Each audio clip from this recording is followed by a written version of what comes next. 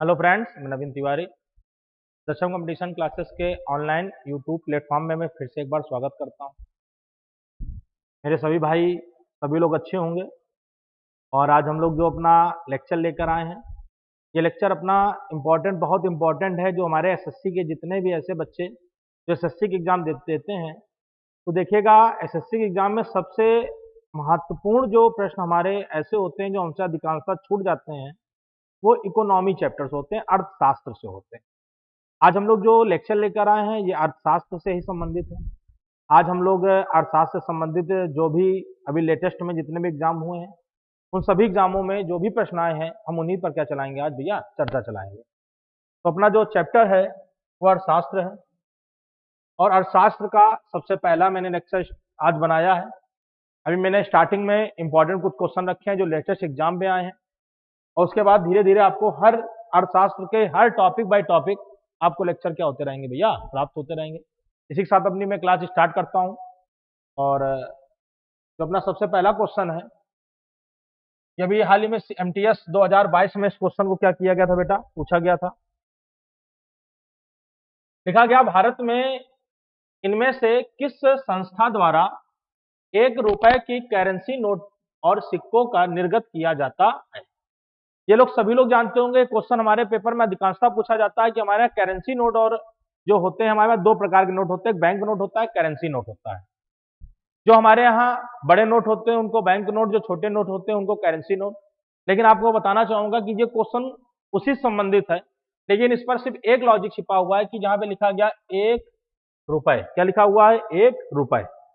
ये जो 1 रुपए का जो हमारे यहाँ नोट या सिक्का छपता है, इस पर जो हस्ताक्षर करता है वो कौन करता है, वित्त मंत्रालय। कौन करता है, वित्त मंत्रालय। आरबीआई की धारा एक है 22, कौन सी है, धारा 22। और धारा 22 के में इस चीज का उल्लेख किया गया है कि हमारे यहाँ जो 1 रुपए का सिक्का या नोट है, उन नोट और 1 रुपए के सिक्के पे सदैव वित्त मंत्रालय द्वारा क्या किए जाएंगे बेटा, हस्ताक्षर किए जाएंगे। जो अदर होते हैं नोट, जैसे 10 रुपए, 5 रुपए, 100 रुपए, 200 रुपए, इन नोटों पे सदैव कौन करता है, गवर्नर करता है। कौन करता है, गवर्नर। तो कोई पूछा आप लोगों से कि सदैव आपसे क्वेश्चन कह दे कि 1 रुपए 2 रुपए के निर्गत किए जाते हैं, पहले क्वेश्चन साइन किसके होते थे, तो वित्त सचिव लगा के आते थे। अब क्वेश्चन निर्गत किसके द्वारा किए जाते हैं, अब निर्गत का मतलब हो गया क्या, उसको निर्मित। तो हम लोग बैंक, बड़े नोट और करेंसी नोट सदैव आरबीआई, लेकिन 1 रुपए का जो सिक्का और नोट है वो सदैव किसके माध्यम से भैया, वित्त मंत्रालय द्वारा क्या किया जाता है, इसे भैया निर्गत किया जाता है। ठीक, तो इंपॉर्टेंट क्वेश्चन है, इसको ध्यान रखिएगा। अगला क्वेश्चन लिखा हुआ है, अवास्तविक और वास्तविक जीडीपी के बीच का जो अनुपात है, उस अनुपात को कहा जाता है। जो हमारे यहाँ अवास्तविक और वास्तविक जीडीपी के बीच का जो अनुपात है, उसे हम लोग किस नाम से जानते हैं। तो इसको हम लोग ध्यान रखिएगा, जो अवास्तविक है और जो वास्तविक है। बहुत अच्छा क्वेश्चन है। इसकी जो बीच की, जब मैं चैप्टर पढ़ाऊंगा तो मैं आपको अवास्तविक और जो इसका आंसर है उसके बारे में आपको बताऊंगा सब चीजें। तो इसको पहले समझ लेते हैं क्या है अवास्तविक और वास्तविक जीडीपी के बीच अनुपात को कहा जाता है। लिखा है निश्चल आय, नहीं बेटा। मूल वर्धित, नहीं। हरित जीवित जीडीपी, इससे कोई लेना देना नहीं है। जो हमारे यहाँ वास्तविक अवास्तविक संबंध, उसका नाम होगा जीडीपी अपस्फीति कारक। एक्चुअली में हमारे यहाँ 3-4 प्रकार की क्या होती हैं, कुछ हम लोग परिभाषा पढ़ते हैं जब मुद्रास्फीति एक चैप्टर पढ़ते हैं। मुद्रास्फीति का मतलब कीमतों का बढ़ना। मुद्रास्फीति का मतलब क्या होता है, कीमतों का बढ़ना। इसी चैप्टर हम लोग पढ़ाते हैं अवस्फीति किसे कहते हैं, अपस्फीति किसे कहते हैं, प्रत्यास्फीति किसे कहते हैं। इसी चैप्टर में हम लोग पढ़ा देते हैं आपको मंदी किसे कहते हैं।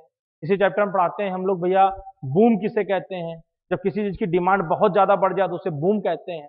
मंदी किसे कहते हैं, कीमत घटा भी जा रही हो तब भी वस्तु को लोग क्या ना कर पा रहे हो, खरीद ना पा रहे हो। वो कीमत घट भी रही है लेकिन वस्तु लोग खरीद नहीं पा रहे हैं, ये मंदी है।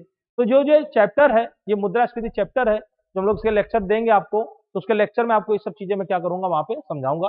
तो जो कभी आ जाए अवास्तविक और वास्तविक जीडीपी के बीच का अंतर क्या होगा, तो जीडीपी अपस्फीति कारक होती है। अगला क्वेश्चन, स्थिरता के साथ, बहुत अच्छा क्वेश्चन है, स्थिरता के साथ विकास हमारी पंचवर्षीय योजना से अधिकांशतः पेपर में क्या पूछे जाते हैं बेटा, क्वेश्चन पूछे जाते हैं। इसमें लिखा है स्थिरता के साथ जो विकास का नारा है, कि किस पंचवर्षीय योजना के तहत, देखिए बहुत अच्छा क्वेश्चन है, स्थिरता के साथ विकास और आत्मनिर्भरता, आत्मनिर्भरता, इस पर जरा जो स्थिरता के साथ विकास के साथ साथ जो आत्मनिर्भरता शब्द है, इस पर आप लोग बहुत ज्यादा फोकस करेंगे। और जो आत्मनिर्भरता ये बोला गया है चौथी पंचवर्षीय योजना में बोला गया। पांचवी में सबको पता होगा गरीबी हटाओ का नारा दिया श्रीमती इंदिरा गांधी जी ने। और तीसरी पंचवर्षीय में सबको पता होगा हमारे यहाँ स्टार्टअप चीजें को क्या किया गया, मतलब टेक ऑफ स्टेज का क्या दिया गया बेटा, नारा दिया गया। तो उसमें चीजें हमारी एकदम स्टैंड कर रही थी, टेक ऑफ स्टेज, स्टेज पे जाके खड़ी हो रही थी, टेक ऑफ स्टेज का नारा। तीसरी पंचवर्षीय योजना, इसकी खासियत भी तीसरी पंचवर्षीय योजना की कि तीसरी पंचवर्षीय योजना जो है ये पूरे भारत की सबसे असफल पंचवर्षीय योजना के रूप में क्या करी जाती है बेटा, जानी जाती है। तो इसको भी क्वेश्चन को याद रखेंगे, पॉइंट याद रखेंगे कि सबसे असफल पंचवर्षीय योजना कौन सी है, तीसरी। पांचवी पंचवर्षीय योजना जो है इसमें गरीबी हटाओ का नारा दिया गया। किसका नारा दिया गया बेटा, गरीबी हटाओ का नारा दिया गया। और जो हमारा क्वेश्चन है उसका आंसर क्या होगा, चौथी पंचवर्षीय योजना, स्थिरता के साथ विकास और आत्मनिर्भरता। दूसरी पंचवर्षीय योजना में हम लोगों ने सबसे तेजी से पीसी नेहरू महल नोविस मॉडल के नाम से इसको जानते हैं। इसमें हम लोगों ने औद्योगिक क्षेत्र को बहुत तेजी से क्या दिया था भैया, बढ़ावा दिया था। हमारे यहाँ जो औद्योगिक क्षेत्र को बहुत तेजी से बढ़ाया गया था ये दूसरी पंचवर्षीय योजना में बढ़ाया गया था। इसी के साथ अगला क्वेश्चन, गेट एक अच्छा क्वेश्चन है। गेट की स्थापना 1948 देशों के साथ एक वैश्विक व्यापार संगठन के रूप में की गई, ठीक है। इसका काम व्यापारिक उद्देश्यों के लिए अंतर्राष्ट्रीय बाजार के सभी देशों को समान और अवसर प्रदान करके बहुपक्षीय व्यापार समझौते को संचालित करना था। तो ये जो क्वेश्चन है इसका मीन यह है कि कितने देश ऐसे थे जो गेट के सदस्य देश हैं और जिनके माध्यम से बहुपक्षीय व्यापार हम लोग क्या करते हैं भैया, संपन्न करते हैं। तो भैया इसका आंसर जो होगा वो याद रखिएगा 23 होगा, मतलब 23 देश ऐसे हैं जो बहुपक्षीय व्यापार समझौते को संचालित करते हैं। आंसर नंबर कौन सा होगा बेटा, डी नंबर। तो इस क्वेश्चन को याद रखिए, गेट में कितने सदस्य देश बताएंगे 23, जो बहुपक्षीय व्यापार को क्या करते हैं भैया, ये लोग संचालित करते हैं। अगला क्वेश्चन बहुत अच्छा क्वेश्चन है, थोड़ा सा आपको दिख रहा होगा स्क्रीन पर, थोड़ा बड़ा कर दे रहा हूं।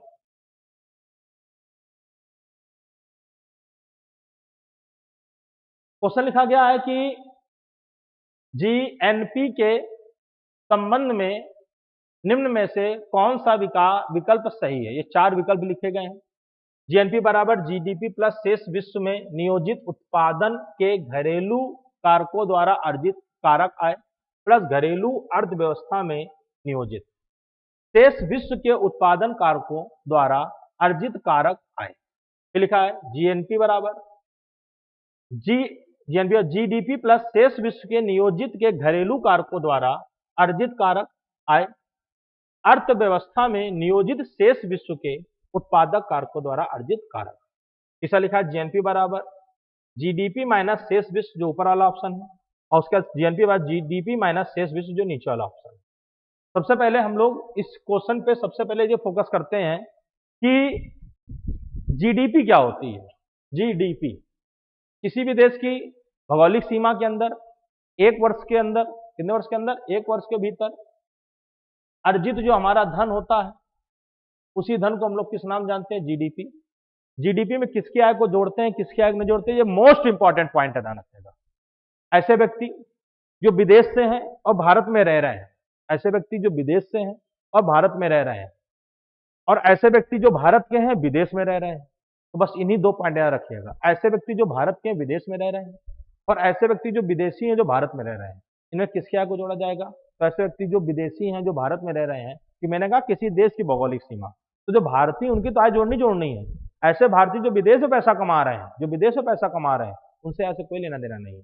जो विदेशी जो भारत में पैसा कमा रहे हैं उनकी आय से लेना देना, तो उस पैसे को हम लोग क्या कर देते हैं, इसमें ऐड कर देते हैं, ये होती है जीडीपी। अब जो मेन पॉइंट है वो है जीएनपी।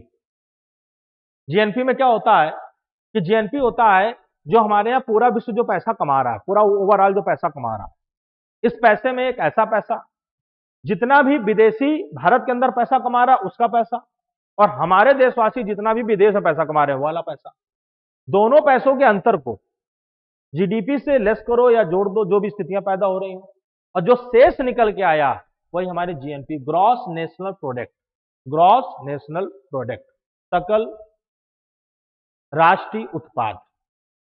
नेशनल मतलब राष्ट्रीय उत्पाद, जीडीपी सकल घरेलू उत्पाद, दोनों में अंतर है। तो याद रखिएगा, किसने पूछा है कि जीएनपी के संबंध में, पहले क्वेश्चन आता था जीएनपी में किसकी आय को जोड़ते हैं, जो देश में ऐसे व्यक्ति जो देश में के हैं और विदेश में पैसा कमा रहे हैं, और जो विदेश के आदमी देश में पैसा कमा रहे हैं, इन दोनों की आय को घटा देते हैं, जो शेष आय होता है वो जीडीपी में जोड़ देते हैं, जोड़ देते हैं। जीडीपी में क्या करते थे, ऐसे व्यक्ति जो देश के लोग हैं, जो विदेश में पैसा कमा रहे हैं, विदेश में पैसा कमा रहे हैं, और ऐसे व्यक्ति जो विदेशी और भारत में पैसा कमा रहे हैं, उस विदेशी पैसे को, जो पैसा है, जो कौन वाला, जो विदेश वाला भारत में आ रहा है पैसा, उस पैसे से कोई लेना देना नहीं। ये है जीडीपी। क्या है, जीडीपी। तो दोनों पॉइंट आप समझ होंगे मेरे उससे।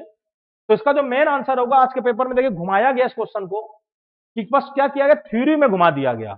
जीडीएनपी बराबर मैंने कहा जीडीपी प्लस शेष विश्व में नियोजित घरेलू कारक द्वारा अर्जित, घरेलू मतलब घरों, घर के द्वारा जो अर्जित पैसा है, मैं उसकी बात कर रहा हूं, और घरेलू अर्थव्यवस्था में नियोजित शेष विश्व, शेष विश्व का मतलब पूरे विश्व के उत्पादक कारकों द्वारा अर्जित करा, जो हमारा पैसा है और जो विदेशी पैसा कमा रहे हैं, उन पैसों को लेस कर दो, जो पैसा आएगा उसको उठा के किसमें जोड़ दो, जीडीपी में जोड़ दो, जो भी निकल के आएगा, और उसी को हम लोग किस नाम जानते हैं, जीएनपी।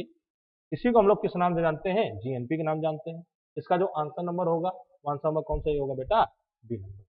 तो जीडीपी क्या होती है, ग्रॉस डोमेस्टिक प्रोडक्ट, एक ऐसे किसी भी देश की भौगोलिक सीमा के अंदर एक वर्ष में अर्जित आय, जीडीपी, जिसमें देश के लोग जो विदेश में पैसा कमा रहे हैं, देश के लोग जो विदेश में पैसा कमा रहे हैं, उसके आय को हम लोग किसी प्रकार से नहीं जोड़ेंगे, और ऐसे लोग जो विदेशी लोग भारत में पैसा कमा रहे हैं, उसकी आय को यहाँ क्या कर दिया जाता है, जोड़ दिया जाता है। जीएनपी निकालने का तरीका क्या है, जो जीडीपी आई है, जो कमा रहे हैं कौन से लोग, भारत, विदेशी भारत में पैसा कमा रहे हैं, भारतीय जो विदेश में पैसा कमा रहे हैं, इन दोनों का अंतर कर दो, उसको जोड़ दो, ये क्या निकल के चली आएगी हमारी, जीएनपी। तो आंसर में कौन सही होगा बेटा, बी। आजकल पेपर थ्योरी से पूछा जा रहा है, किससे पूछा जा रहा है, थ्योरी। पहले जाने में क्वेश्चन 13, 14, 12 में क्या पूछा जाता था, जीडीपी या जीएनपी में किसकी आय को घटाते हैं, किसकी आय को जोड़ते हैं, सीधे सीधे पूछ लेता था। आजकल क्या होता है, इतना बड़ा बड़ा लिखा, लड़का सोचता है इसको कैसे पढ़े। आप इसमें कुछ ना करें, सिर्फ परिभाषा में फोकस करें और इसको बस संतुलित दिमाग से पढ़े कि कहना क्या चाहता है, घरेलू कारक, बस घरेलू कारक, बस इतना ध्यान रखेंगे, आंसर कौन से हो जाएगा भैया, बस यहाँ रखेंगे प्लस, क्या रखेंगे, प्लस, जीएनपी बराबर, आंसर कौन होगा भैया, इसका बी नंबर। नेक्स्ट क्वेश्चन, निम्नलिखित में से कौन सी विधि राष्ट्रीय आय आकलन की विधियों में से एक नहीं है। तो इसमें जो आंसर होगा सभी, ये गलत छपा हुआ है, सभी। तो भैया ध्यान रखिएगा, निम्नलिखित में से कौन सी विधि राष्ट्रीय आय आकलन की विधि में से नहीं है। तो ये सभी की सभी, अच्छा सॉरी, सही, क्यों उसने नहीं शब्द लगा दिया है, क्वेश्चन में क्या लगा दिया, नहीं शब्द, कौन सी नहीं है। तो ए बी सी ये तीनों हैं, लेकिन बैंकिंग विधि से कोई लेना देना नहीं है। अगर इसी में क्वेश्चन कह देता कि कौन सी विधि नहीं है, उसमें लिखा होता सभी, तो मतलब सभी के सभी क्या है, ये राष्ट्रीय आकलन से संबंधित हैं। इसमें एक शब्द जोड़ दिया नहीं है, तो कौन सा नहीं है, बैंकिंग विधि नहीं है, ध्यान रखना। उत्पादन का मतलब क्या होता है, आय विधि का मतलब क्या होता है, और न्याय विधि का मतलब, व्यय विधि, सॉरी न्याय नहीं लिखा हुआ है, टिक लगा दिया, जो व्यय लिखा हुआ, जाना क्या लिखा हुआ है, व्यय विधि। तो सबसे पहले उत्पादन, आपने सुना होगा कि अर्थव्यवस्था के 3 क्षेत्र होते हैं, एक प्राथमिक, एक द्वितीयक और एक तृतीयक क्षेत्र होता है। प्राथमिक क्षेत्र में सदैव हम लोग किसको रखते हैं, तो कृषि, पशुपालन, मत्स्य पालन, ये सब प्राथमिक क्षेत्र के हैं। द्वितीय क्षेत्र में किसको रखते हैं, तो हम लोग पता होगा हमारे यहाँ जितना भी उत्पादन होता है, कंस्ट्रक्शन को कहते हैं, और जितना भी हमारे यहाँ क्या होता है, उत्पादन का जितना भी काम होता है, वो सब किसमें आता है, द्वितीय क्षेत्र में आता है। हम तृतीय क्षेत्र की बात करते हैं तो इसमें सेवा क्षेत्र आता है, जैसे पर्यटक स्थल हो गए, हॉस्पिटल हो गए, शिक्षा हो गई, प्लस आपका यातायात हो गया, संचार क्रांति हो गई, ये सब किसमें, जो आपको सेवा देखो मिला के, वो किसमें आते हैं, तृतीय क्षेत्र में। इसी को कहते हैं उत्पादन विधि। आय विधि क्या होती है, आय विधि का मतलब ये होता है बेटा, जैसे मान लेते हैं कोई भी एक ऐसा व्यक्ति जो भारत देश के अंदर रह रहा है, वो मजदूरी कर रहा है, वो व्यापार कर रहा है, वो प्रति व्यक्ति आय की कैटेगरी में आ रहा है, जो भी है, कोई भी व्यक्ति जो भारत के अंदर रहकर जो भी पैसा कमा रहा है, खर्च कर रहा है, जो भी स्थितियां हैं, उसी को हम लोग ने क्या नाम दिया, आय विधि। व्यय विधि का मतलब क्या होता है? जिस पैसे को हम ला रहे हैं उसको इन्वेस्टमेंट भी कर रहे हैं, कहीं पैसा लगा रहे हैं, जो पैसा कहीं खर्च हो रहा है, लगाया जा रहा है, व्यापार में लगाया जा रहा है, वो होता है व्यय विधि। बैंकिंग से कोई लेना देना नहीं है, क्योंकि बैंकिंग विधि कोई विधि है ही नहीं। बैंकिंग का काम सिर्फ इतना होता है कि हमारे जो भी ऐसे व्यापारी, ये तीनों लोग जो हैं वो इससे संबंध रखते हैं, और जब इससे संबंध रखते हैं तो तीनों के तीनों लोग इससे क्या कर रहे होते हैं, अपना भैया पूरा का पूरा काम कर रहे होते हैं। ठीक, थोड़ा सा लाइट जाने के कारण थोड़ी सी लाइटिंग कम है, तो सब लोग फोकस थोड़ा सा करेंगे। ठीक, तो बहुत अच्छी तरह से समझना कि हमने क्या कहा कि बैंकिंग विधि का मतलब इससे कोई लेना देना नहीं। अगला क्वेश्चन, केंद्रीय, सबको दिख रहा होगा, कोई दिक्कत नहीं, केंद्रीय बजट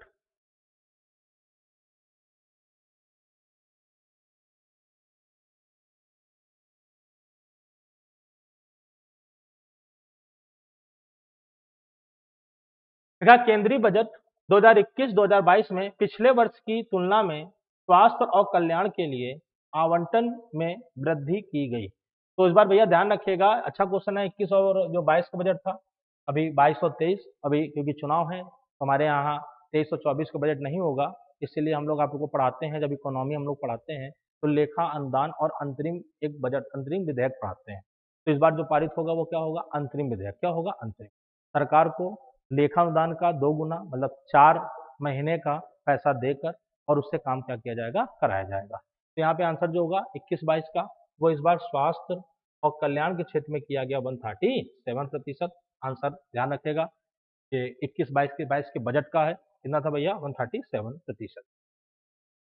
अगला क्वेश्चन, निम्नलिखित में से कौन सा कथन सही है? अब कौन सा कथन इनमें से सही है?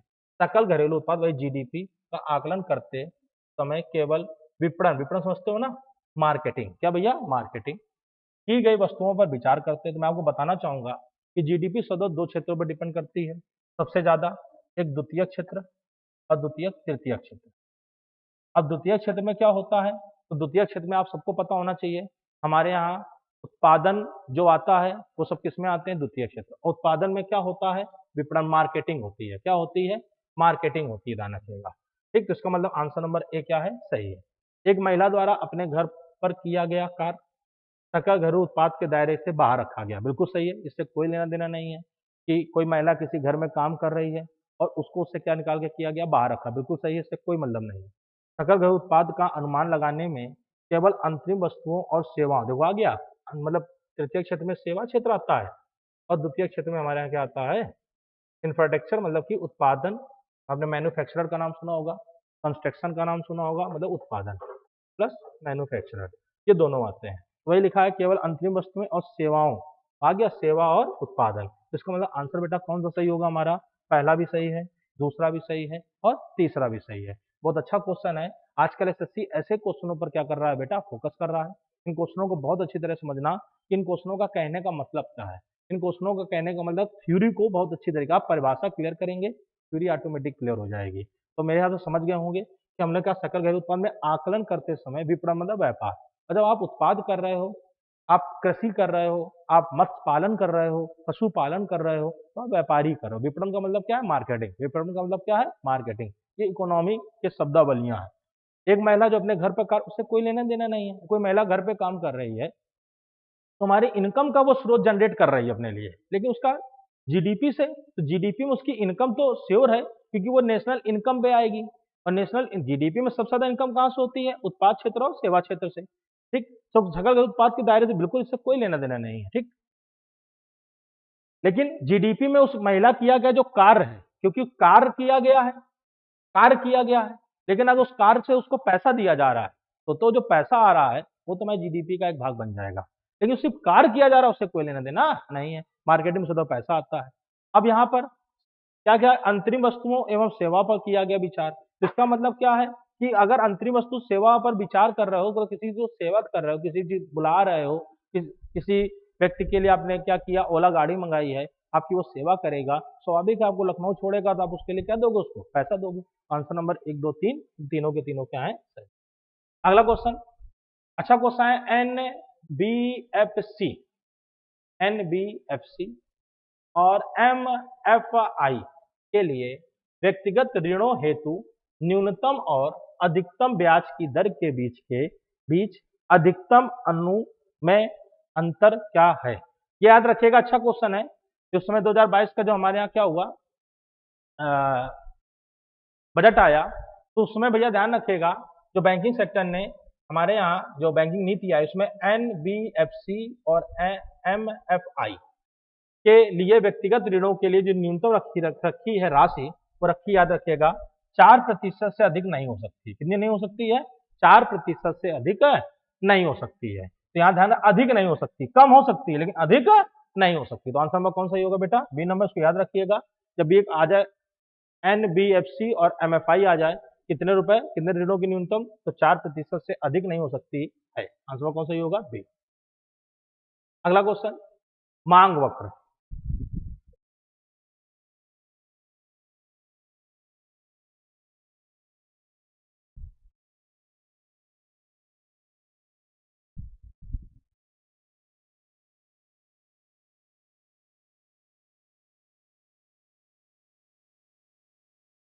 इस फिगर को बहुत अच्छे से देखना। सबसे पहले मैं एक चीज समझाना चाहूंगा कि हम लोग जो मुद्रा स्फीति से संबंधित ये फिगर है, आपको मांग वक्र समझ में आ जाएगा कि किसी वस्तु की डिमांड, मांग वक्र मतलब क्या होता है, दो बातों पर डिपेंड होती है। अगर किसी वस्तु की कीमत P1 P है और P से P1 हो रही, किसी वस्तु की कीमत बढ़ रही है, किसी वस्तु की कीमत बढ़ रही है, तो उस वस्तु की डिमांड भी क्या हो रही है भैया? बढ़ रही है। आपने नाम सुना होगा, डिमांड एंड सप्लाई का नियम सुना होगा। डिमांड क्या कहती है? जब किसी वस्तु की डिमांड बढ़ रही होती है, उसकी कीमत में भी क्या हो रही होती है? कीमत में भी क्या हो रही होती है? बढ़ोतरी हो रही होती है। तो पहले क्या था, P से P1 मतलब प्राइस बढ़ा तो डिमांड भी क्या हो गई? बढ़ गई। प्राइस पहले P था तो यहाँ पे D था, P1 हुआ, प्राइस बढ़ा तो डिमांड भी क्या हो गई? बढ़ गई। बस इसको जब देखेंगे मांग वक्र को, तो मांग देखिएगा इस तरीके से क्या होती जा रही है? बढ़ती। ये देखिए, पहले गैपिंग इस चीज को देखिए, यहाँ पर थी, अब ये गैपिंग बढ़ के यहाँ हो गई। इसका मतलब आप देख रहे होगे कि अगर प्राइस बढ़ा तो डिमांड भी क्या हो रही है भैया? बढ़ रही है। एडम स्मिथ साहब ने बताया था कि जब किसी वस्तु की कीमत कब बढ़ेगी, तो जैसे पेन है, अगर इस पेन की मांग मार्केट में ज्यादा आ जाए और हर व्यक्ति इसी पेन को लेने लगेगा, तो अगर मांग ज्यादा आ गई तो वस्तु की कीमत भी क्या हो जाएगी भैया? बढ़ जाएगी। अब आते हैं, यह मांग फलन का एक ग्राफिक चित्रण। देखिए, मैंने मांग फलन का ग्राफिक चित्रण आपके सामने रख दिया, सही है बात। यह उपभोक्ता द्वारा प्रत्येक मूल्य पर मांगी गई मात्रा को प्रकट करता है। तो बिल्कुल सीधी सी बात है, उपभोक्ता है, वो डिमांड कर रहा है। अगर वो डिमांड कर रहा है तो इसका मतलब मूल्य पर मांगी गई मात्रा जो प्रकट कर रहा है, जितना वो, जैसा वो मूल्य लगा रहा है, वैसे उसकी डिमांड क्या होती जा रही है? बढ़ती चली जा रही है। एक बहुत अच्छा चैप्टर है मांग वक्र। हम लोग जब उसको ऑफलाइन क्लासों में, जो हमारे जो दक्षिणम कम्युनिकेशन क्लासेस से में जो ऑफलाइन क्लासेस चलती है, इकोनॉमी पढ़ाई जाती है, तो सब चीजें आपको वहाँ क्या करी जाती हैं बेटा? समझाई जाती हैं। मांग वक्र, जब मुद्रा स्फीति पढ़ाते हैं तो वहाँ भी सप्लाई वक्र, डिमांड मतलब डिमांड एंड सप्लाई, इन दोनों के क्या चलते हैं भैया? फिगर पे ये चैप्टर है, तो वहाँ पर आपको क्या करते हैं, हम लोग पढ़ाते हैं। अभी जब हम लोग ऑनलाइन पे मांग और डिमांड एंड सप्लाई जब पूरा चैप्टर आपको पढ़ाएंगे, तो वहाँ पे इन सब चीजों से भी आपको क्या करेंगे, हम लोग परिचय करेंगे। आप अगर इसको देखना चाहते हो तो आप हमारे दक्षम कंपटीशन क्लासेस के यूट्यूब चैनल पे जब पहुंचेंगे तो आप देखिएगा वहां पर जीएस के लेक्चर पड़े हुए हैं। वहां देखिएगा आपको डिमांड एंड सप्लाई और आपूर्ति, ये सब चीजें वहां पर क्या है, लेक्चर वाइज लेक्चर पड़ी हुई है।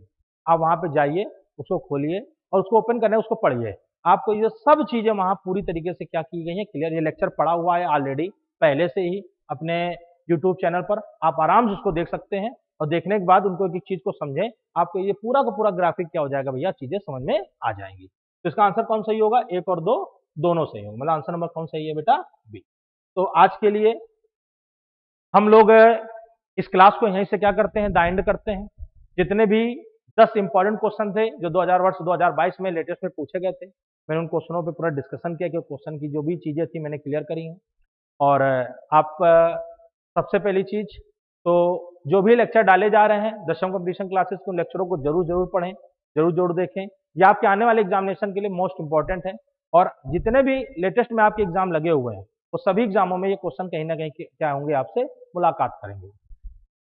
सभी लोग चैनल को सब्सक्राइब करना ना भूलें, कमेंट और लाइक करना बिल्कुल भी मत भूलें। इसी के साथ मैं अपनी क्लास को यहीं से क्या करता हूँ, ज्वाइन करता हूँ। और सभी बच्चे जो इस क्लास को देखेंगे, सभी लोग इकोनॉमी के जो लेक्चर पढ़े हुए हैं हमारे यूट्यूब चैनल पर, उस चैनल पर जितने भी लेक्चर इकोनॉमी के हैं, लेक्चर 1, लेक्चर 2, लेक्चर 3 ऐसे डले हुए हैं, उनको जरूर देखें। उनसे आपको एक एक चीज क्या होगी बेटा, क्लियर होगी। इसी के साथ मैं अपनी क्लास को समाप्त करता हूँ। जय हिंद, जय भारत।